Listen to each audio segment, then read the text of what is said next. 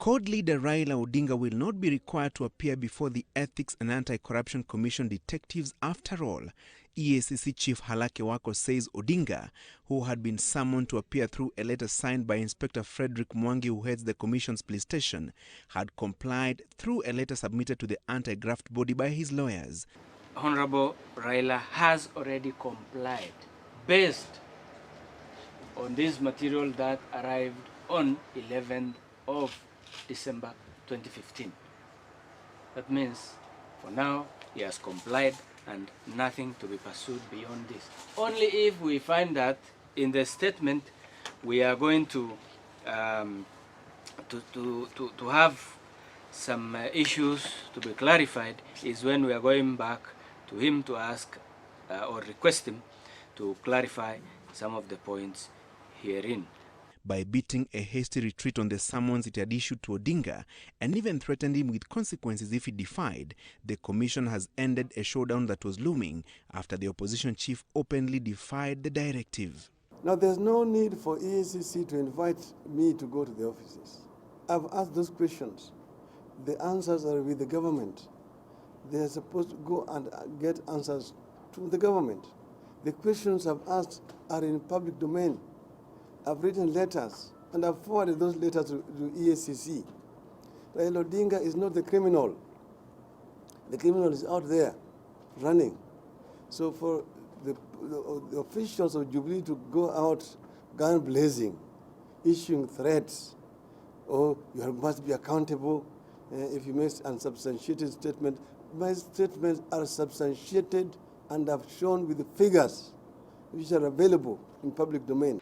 I reiterate, the summons are issued in good faith, and those summoned should consider it an honor to be found worthy that they have something to assist in investigations or inquiries. Further, the clamor for reforms and democratic space was inspired by, among other things, non-selective enforcement of the law and fighting impunity. For the country to win the war on corruption, all Kenyans, regardless of status or political affiliations, are expected to cooperate with law enforcement agencies. Odinga's letter to the commission dated 11th December 2015 quoted two documents: the Quarterly Economic Budget Review for the fourth quarter of the 2014-2015 financial year and the Budget Review Outlook paper dated September 2015. These two documents were obtained from the National Treasury.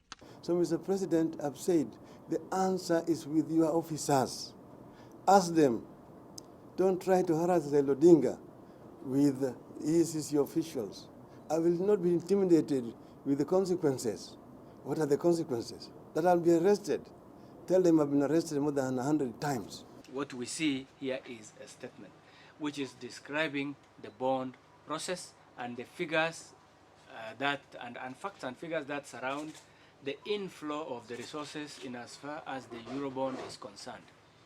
It does not show expenditures and how the expenditures have been faulty or correct.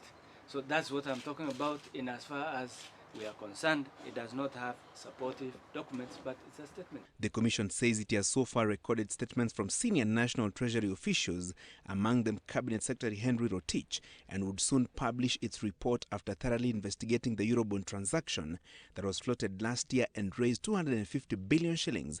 Out of this amount, CORD claims 140 billion shillings cannot be accounted for, an allegation Rotich has dismissed. Francis Gashuri, Citizen Live at 1.